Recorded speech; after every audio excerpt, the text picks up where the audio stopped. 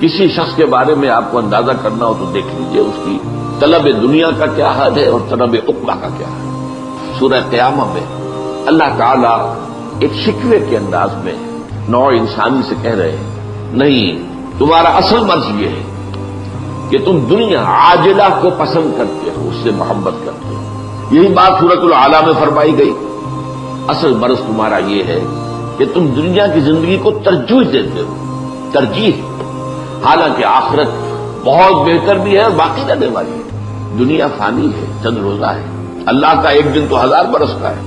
آپ اپنی گنتی کرنے کیا اس کی حیثیت ہے کہ ہمارا دین یہ نہیں کہتا کہ دنیا کو چھوڑ دو، نہیں، لیکن ترجیح دو آخرت کو، اور تمہاری کیفیت وہ ہو جانی چاہیے کہ بازار سے گزرا ہو، خریدار نہیں۔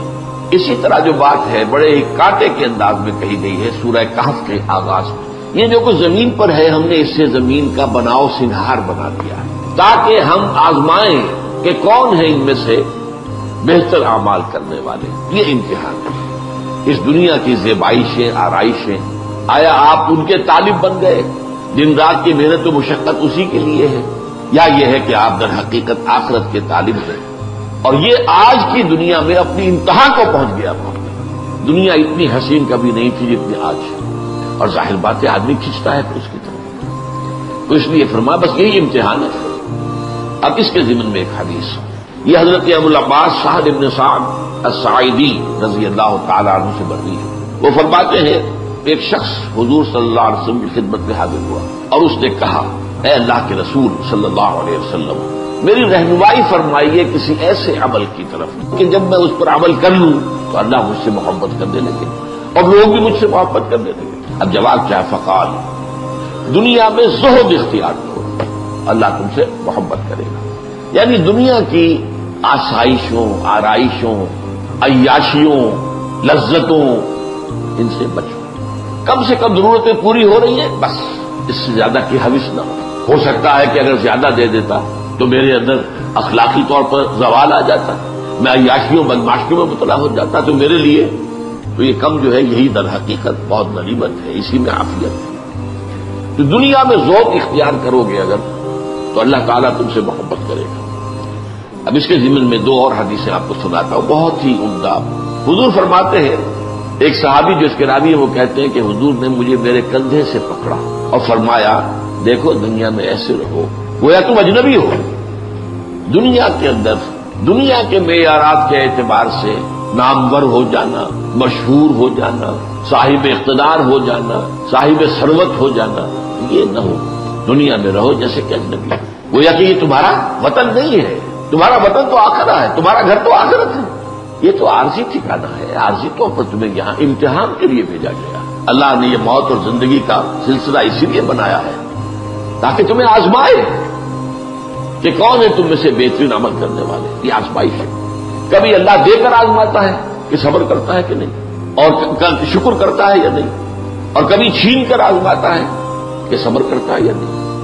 حرف شکایت زبان پر نہ آئے، اللہ کی طرف سے۔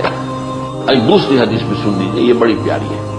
حضور نے فرمایا، مالی ولی دنیا، دیکھو مجھے تمہاری اس دنیا سے کیا سروکار ہے۔ میری مثال تو اس شخص کی ہے، ایک سوار، لیکن وہ ایک درخت کے نیچے تھوڑی دیر کے لیے استراحت کے لیے اس کے سائے میں وہ استراحت کے لیے رک جاتا ہے، پھر اس کے بعد وہ چھوڑتا ہے اور اپنی منزل لیتا ہے۔ ظاہر بات ہے کہ وہ عارضی قیام تھا، یہ اس کا وطن نہیں ہے، یہ اس کا گھر نہیں ہے، یہ اس کی منزل نہیں ہے۔ اسی طرح یہ دنیا تمہاری منزل نہیں ہے، تمہارا گھر نہیں ہے، تمہارا وطن نہیں ہے۔ حضور نے فرمایا، انما الدنیا خلقت لکم وانتم خلقتم للآخرہ، یہ دنیا تمہارے لیے پیدا کی گئی کیونکہ اسی میں تمہارا امتحان ہونا ہے، لیکن بہرحال اس میں اللہ نے تمہاری ضرورتوں کو پورا کرنے کی جو چیزیں رکھی ہیں ان کو استعمال کرو، لیکن یہ کہ اس کو مطلوب اور مقصود اور محبوب نہ بنا دو۔ دنیا میں رہو، کوئی حد نہیں، کن فی دنیا، رہو دنیا میں، اور دوسری یہ مجھے تمہاری دنیا سے کیا سروکار۔ ایک اور حدیث ایک صحابی فرماتے ہیں کہ میں حاضر ہوا تو میں نے دیکھا کہ حضور پر عجیب کیفیت ہے کہ آپ جیسے کہ اپنے دونوں ہاتھوں سے کسی چیز کو دھکا دے رہے ہیں۔ میں کوئی دیکھتا رہا، اس کی بات کر جب یہ کیفیت ختم ہوئی میں نے پوچھا، حضور یہ کیا معاملہ؟ فرمایا، دنیا ایک نہایت خوبصورت عورت کی شکل میں میرے سامنے لائی گئی، اب میں اسے دھکے دے رہا تھا کہ مجھے تم سے کیا سروکار۔ اگر تم چاہتے ہو کہ اللہ کے محبوب بن جاؤ تو دنیا میں زہد اختیار۔ اور اگلا معاملہ اس سے بھی زیادہ پریکٹیکل ہے، اخلاقیات کے اندر یوں سمجھیے یہ بلند ترین تعلیمات میں سے جو چیز لوگوں کے ہاتھوں میں ہے اس میں ذوق اختیار کرو. تم نے دیکھا کسی کو دولت مند ہے یہ نہ ہو کہ حسرت پیدا ہو جائے کہ دولت میرے پاس کیوں نہیں. اگرچہ رش کرنا حرام نہیں ہے، حسد حرام ہے، لیکن یہ ہے کہ اگر یہ بات آ گئی تو گویا کہ زہد کے صرف خلاف ہو گیا. یہ جو ایک اونچا رتبہ ہے، اگر لوگ سمجھے کہ دولت مند دیکھے کہ یہ آدمی آیا تو ہے میرے پاس، لیکن میری دولت سے تو اسے کوئی سروکار نہیں تھا، یا تو آیا تھا مجھے کوئی کلمہ خیر کہنے کے لیے، لیکن اس سے میری دولت سے کوئی سروکار نہیں. تو اگر ایسا ہوگا تو وہ شخص آپ سے محبت کرنے لگے گا، آپ کا مقام اس کی نگاہ میں بلند ہو جائے گا. اللہ تعالی ہم سب کو حق کو سمجھنے اور پھر حق کا اعتراف اور اعلان کرنے کی توفیق عطا فرمائے. اور اس کے بعد یہ ہے کہ اللہ تعالی ہمیں توفیق دے کہ اگر کوئی تکلیف آتی ہے، کوئی مصیبت آتی ہے، کوئی آزمائش آتی ہے تو اللہ تعالی ہمیں اس میں ثابت قدم رکھے.